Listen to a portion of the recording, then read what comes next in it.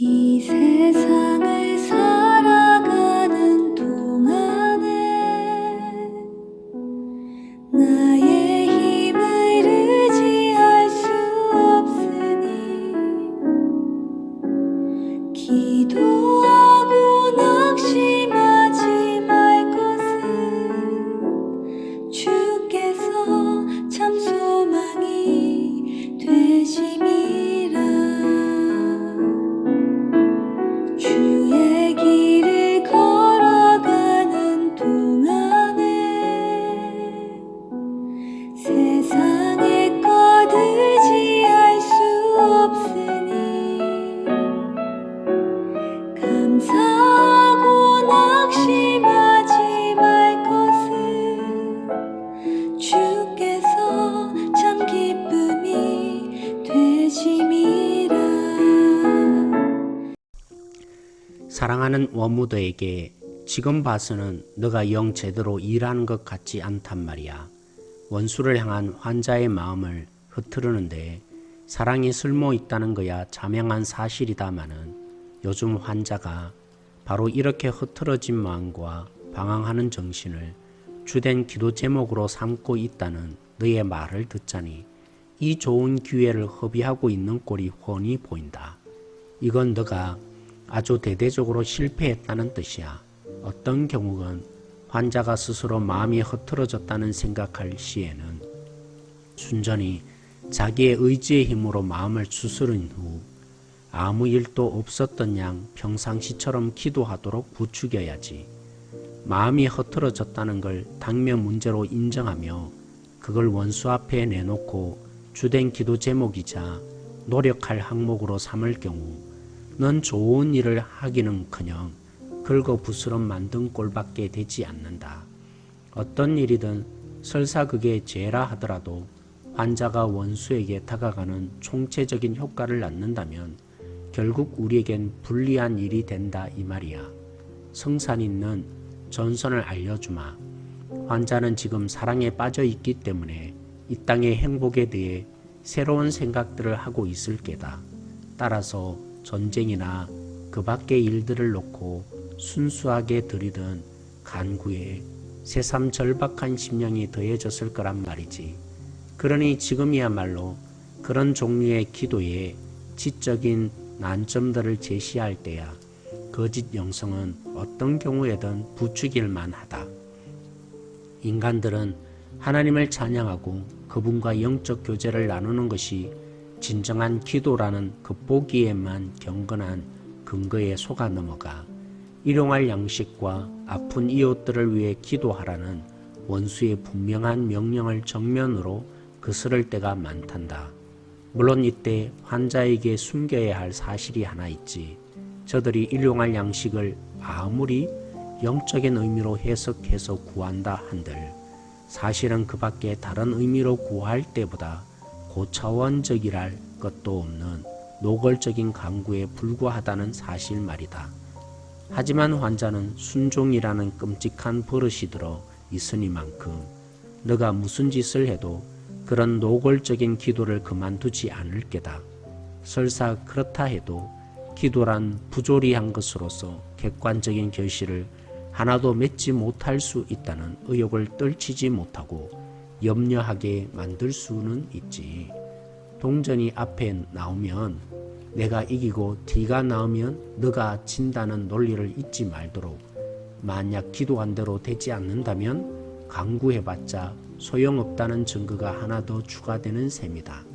설사 기도한 대로 이루어졌다 해도 그 성취의 물리적 원인을 찾기란 어렵지 않은 일이니 기도를 하든 하지 않든 어차피 일어날 일이었다고 생각하게 만들 수 있고 따라서 성취된 기도 역시 거절당한 기도나 다름없이 기도에도 소용이 없다는 걸 증명하는 좋은 증거로 삼을 수 있지.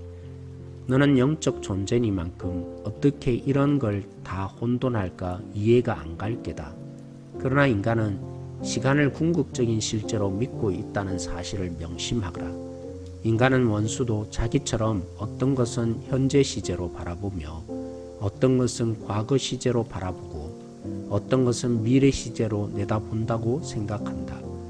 그리고 원수가 사물을 보는 방식은 인간과 다르다고 믿을 경우에도 내심으로는 원수의 지각 방식이 워낙 유별나므로 그가 보는 사물의 모습이 곧 그 사물의 본질이라고 생각지 않거든. 너가 인간이 오늘 드리는 기도는 원수가 내일의 날씨를 조종하는 데 사용하는 수많은 좌표 중 하나라고 설명하려 들 경우 환자는 즉시 이렇게 반박할 게다. 그 말은 원수가 인간이 드릴 기도의 내용을 미리 알고 있다는 소린데, 그렇다면 자유의지로 기도하는 게 아니라 미리 정해진 대로 기도하는 게 아니냐고 말이지. 그리고 어떤 날의 날씨를 결정하게 된 원인을 찾아 물질 그 자체가 처음 창조된 시점까지 거슬러 올라가야 하는 게 아니냐고. 그렇다면 인간 세계든 물질 세계든 모든 만물은 처음부터 결정나 있었던 게 아니냐고 덧붙이겠지. 환자가 뭘 놓치고 있는지 알만하지. 특정한 날씨를 특정한 기도에 끌어다 맞추려 드는 짓은 곧 시간의 제약을 받는 인간의 지각 양식 내부에 두 점을 찍어 놓고 영적인 세계 전체를 육체의 세계 전체에 끌어다 맞추려 드는 총체적인 문제의 표피에 불과하다는 것. 시간과 공간의 매 지점에서 창조 전체가 작동하고 있다는 걸 그는 모르는 게야. 아니, 그보다는 인간처럼 제한된 의식을 가진 존재들은 총체적이며 내적 일관성이 있는 창조 행위도 일련의 연속적인 사건밖에 경험할 수 없다고 말하는 편이 낫겠구나. 도대체 무슨 이유로 이런 창조 행위 속에 인간의 자유의지가 개입할 여지를 마련해 놓았느냐 하는 점은 정말이지 골칫거리 중에 골칫거리로서 사랑에 대한 원수의 헛소리에 숨어있는 비밀이기도 하다. 하지만 이 일이 어떻게 일어나느냐 하는 문제는 조금 더 어려울 게 없지. 원수는 인간들의 자유롭게 미래에 기여하는 바를 미리 내다보고 있는 게 아니라 자신의 한없는 현재 속에서 지금 보고 있는 것이거든. 어떤 사람이 무언가 하는 걸 지켜보는 것과 그 무엇을 하도록 강제로 시키는 것은 확실히 다른 일이다. 오지랖 넓은 작가들, 특히나 보이티우스 같은 인간이 이미 그 비밀을 폭로해 버리지 않았냐고 말할 수도 있겠지. 하지만 우리가 마침내 서유럽 전역에 퍼뜨리는 데 성공한 현재의 지적 분위기로 볼 때 그런 걱정을 할 필요가 없다. 요즘은 학자들만 옛날 책을 읽는 데다가 그런 치들 역시 우리가 워낙 잘 손봐 놓은 탓에 옛날 책에서 지혜를 얻을 가능성이 극히 희박해졌거든. 이건 우리가 역사적 관점을 주입했기 때문에 가능했던 업적이다. 역사적 관점이란 간단히 말해서 어떤 학자가 옛 저자의 진술을 읽을 때 이것이 진실인가라는 한 가지 질문만큼은 끝끝내 던지지 않는다는 걸 의미하지.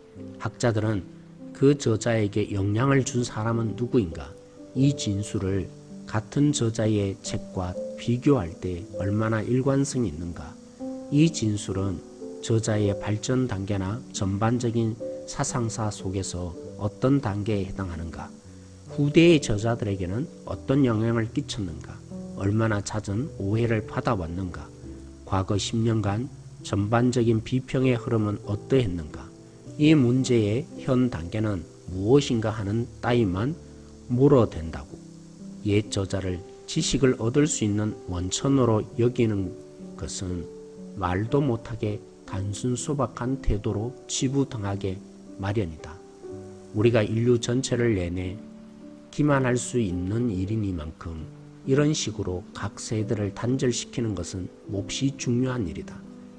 배움이 세대 간의 자유로운 교환의 장이 되는 한 세대의 특정적인 오류가 다른 세대의 특징적인 진실에 의해 수정될 위험성이 늘 생기는 법이다. 하지만 저 아래 계신 우리 아버지와 역사적인 관점 덕분에 고명하신 학자들이 과거로부터 받는 혜택이라고 해봤자 역사는 순 헛소리라고 믿는 무식한 정비공 수준을 넘지 못하는 게 작금의 현실이다. 너를 아끼는 삼촌 스크루테이프. 10월 첫째 주 스크루테이프의 편지 27번째 시간입니다.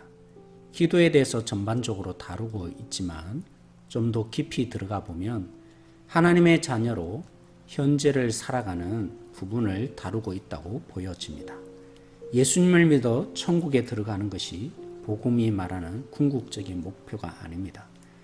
하나님이 통치하셔서 불공평한 세상이 원래의 평안의 상태로 회복되는 것을 유대인들은 하나님의 나라로 그리고 있었습니다. 여기에 만약 예수님이 피안의 세계를 갑자기 설명하신다면 어떻게 그들이 메시아로 예수님을 받아들였겠습니까? 죽어서 가는 천당 개념은 플라톤식 아리스토텔레스와 같은 헬라 철학의 영향을 받은 결과물입니다. 하나님의 나라가 너희 가운데 있다고 예수님이 말씀하신 것처럼 예수님이 다시 오셔서 이룰 하나님의 나라가 이미 우리 가운데에 시작되었습니다. C.S. 루이스가 미래에만 매달리게 해서 현재가 선물로 누리지 못하도록 막으라는 스크루테이프의 전술이 종종 기술되어 있었던 것입니다. 마음이 흐트러졌다는 것을 인정하며 원수 앞에 내놓는 기도를 하게 해서는 안 된다. 영적 교제라면서 일용할 양식과 아픈 이웃을 위해 기도하라는 명령을 거스르게 해야 한다. 그렇게만 되면 기도해봐야 소용도 없다. 기도를 하든 말든 어차피 일어난 일이라고 생각하게 만들 수 있다.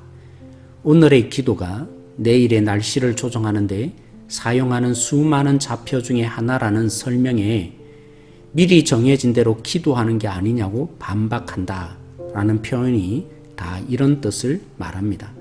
그래서 C.S. 루이스는 하나님이 우리에게 주신 자유의지를 곡해하지 않도록 설명해 갑니다. 시간과 공간의 매 지점에서 창조의 전체가 작동하고 있다. 그리고 원수는 인간들이 자유롭게 미래에 기여하는 바를 미리 내다보고 있는 게 아니라 자신의 한없는 현재 속에서 지금 보고 있는 것이라고 표현한 것이 무엇을 뜻합니까? 모든 것을 계획하고 하나님이 다 하시지만 그렇다고 우리의 운명이 결정되어 있는 것이 결코 아닙니다. 하나님은 하나님의 형상으로 지어진 우리를 하나님의 역사에 함께 동참하는 동력자로 부르고 계십니다. 일방적으로 우리를 끌고 가시는 하나님이 아니라 또 그렇게 하실 수 있는 하나님임에도 불구하고 반응하며 자발적으로 순종해가는 사람 만들어 가시는 하나님이십니다. 오늘 여기서 살아가는 삶에서 말입니다. 계시록 3장 20절에 볼지어다 내가 문 밖에 서서 기다리노니 라고 하셨습니다. 돌들로도 아브라함 자손을 만드실 수 있는 주님이 우리의 마음을 열 수 없어서가 아닙니다. 우리가 마음의 문을 열 때까지 자발적으로 반응할 때까지 기다려주시는 분이십니다.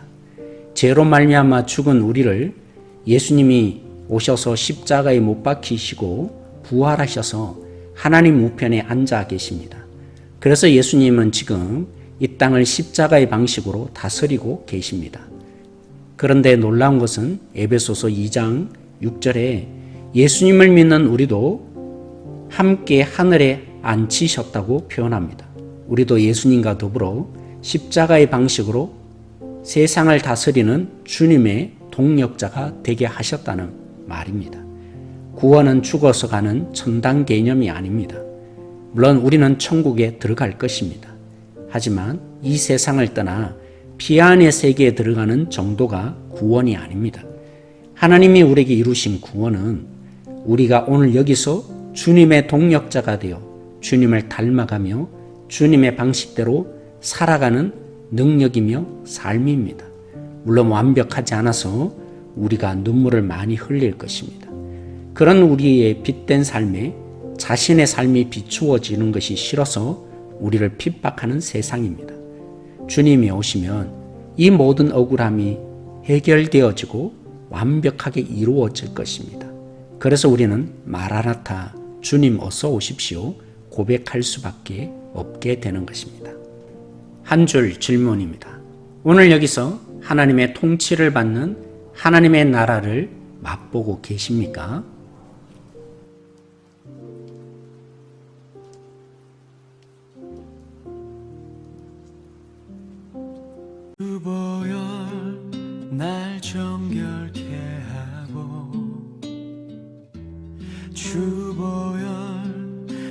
날 자유케 하니 주 앞에 나 예배하는 이 시간 나의 모든 것을 주께 드리네 주의 손 날 위에 지키셨고 주의 발 날 위에 박히셨으니 이제는 내가 사는 것이 아니요 오직 주를 위해 사는 것이라